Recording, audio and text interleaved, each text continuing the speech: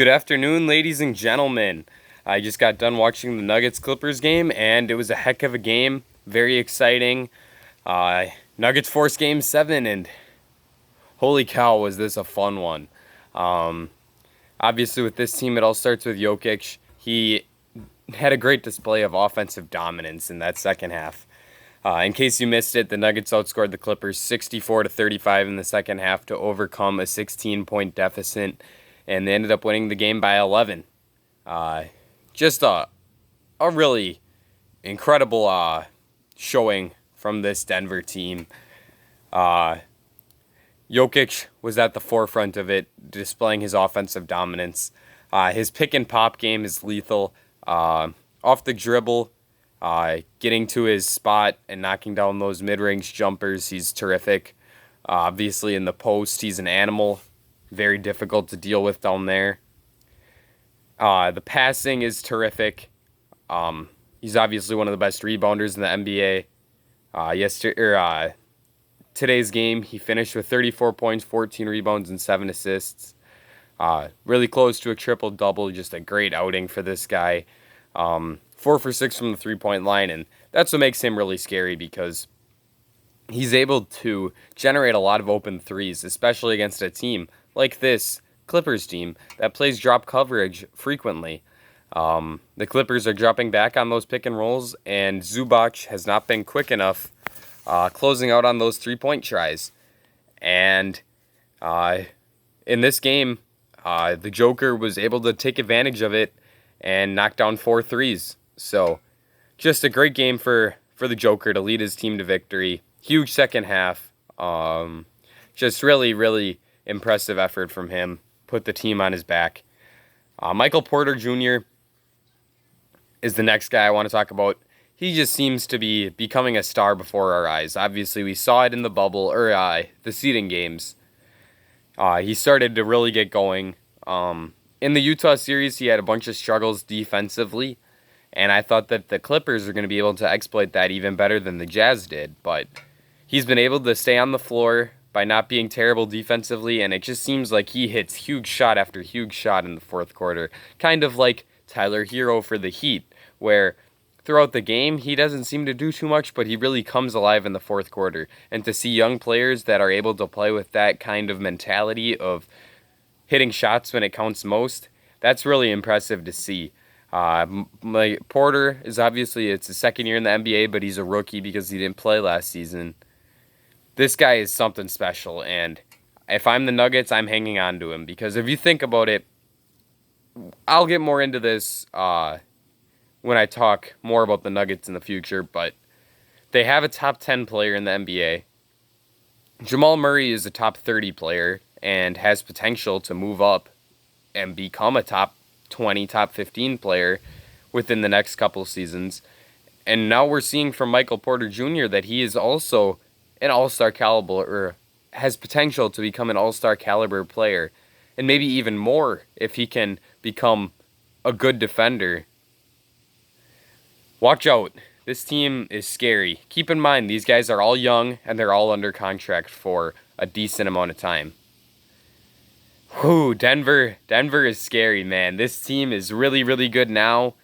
Their core is young. I think that Paul Millsap is the only player over 30 who is getting minutes on this team, and he really has not been a big factor for them, which just leads me into the fact that Torrey Craig and Gary Harris really, really stepped up in this game. They both hit huge threes. They both play great defense, and when those two are firing on all cylinders like this, that's what gives this team championship potential. Obviously, I'm saying this team has championship potential, and there's a very good chance that on Tuesday, they're going to be leaving the bubble. But based on how they're playing right now, they're a very exciting team. They have the stars in Jokic and Murray. They have the supporting cast that can get it done on the defensive end of the floor with Torrey Craig and Gary Harris and Jeremy Grant as well. Even though Jeremy Grant didn't have a great game, they were still able to win, and I thought that Jeremy Grant was really the X factor in this series, and he's what gave the Nuggets a chance to win because of his defensive ability on Kawhi Leonard and also his ability to catch passes from the Joker and have great finishes. But he really didn't have a good game for the Nuggets, and they were still able to come away with a huge win, in large part because of Jokic, but Torrey Craig and Gary Harris were big contributors as well. I was also very much impressed with Jamal Murray's passing. He only finished with 5 assists, but he made a few really, really exciting, flashy passes that either resulted in missed threes or were hockey assists where he finds an open guy and they find an opener guy.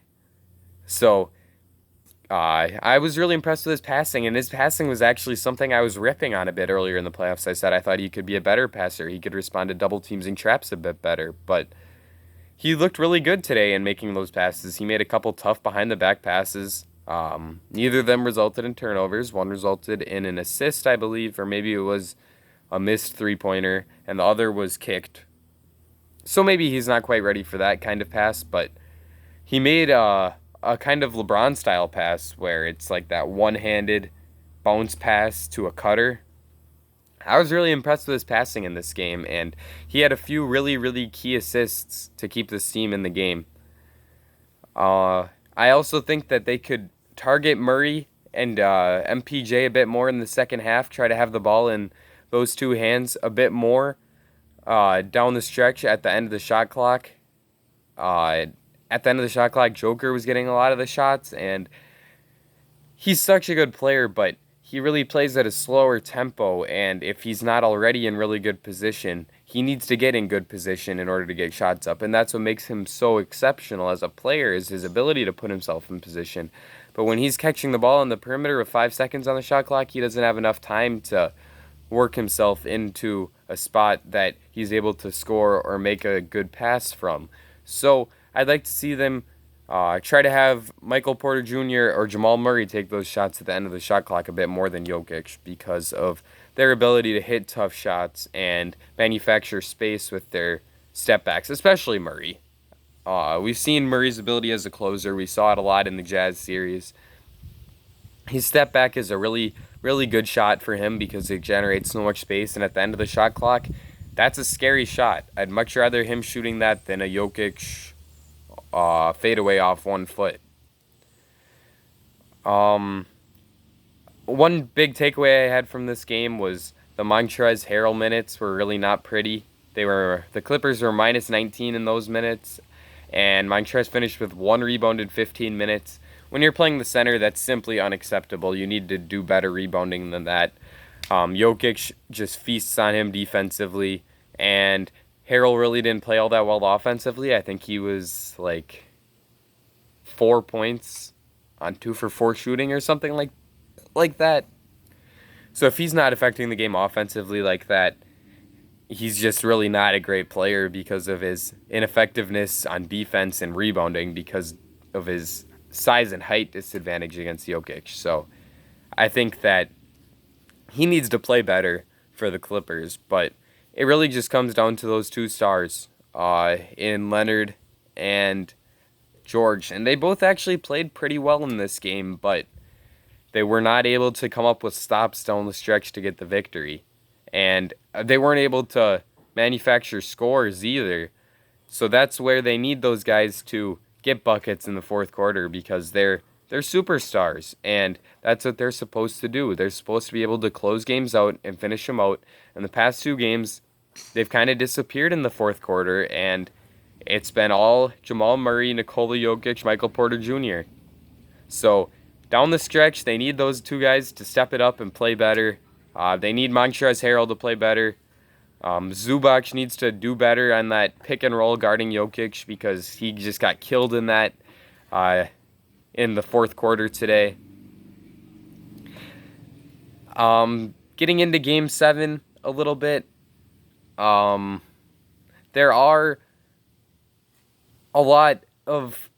It's one game. It's such a small sample size, so it's really hard to predict who's going to win.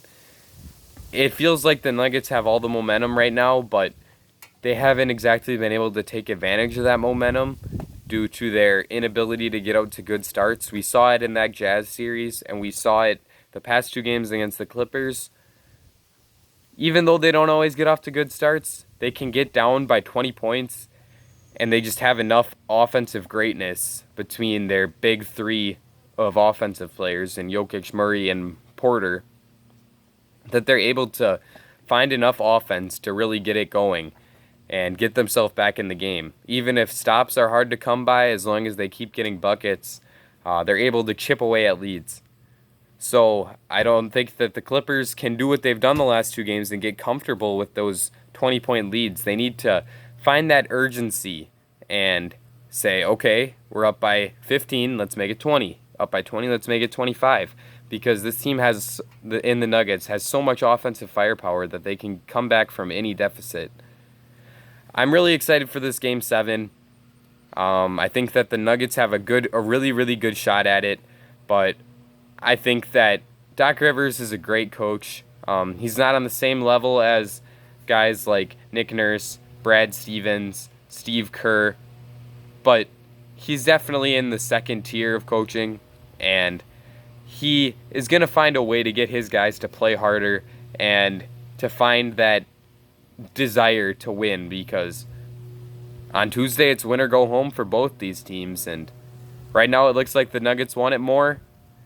However, I'm going to go with the Clippers because I just think that eventually having the best player in the world is going to win out for them, and I have that kind of faith in Kawhi Leonard to take over the game.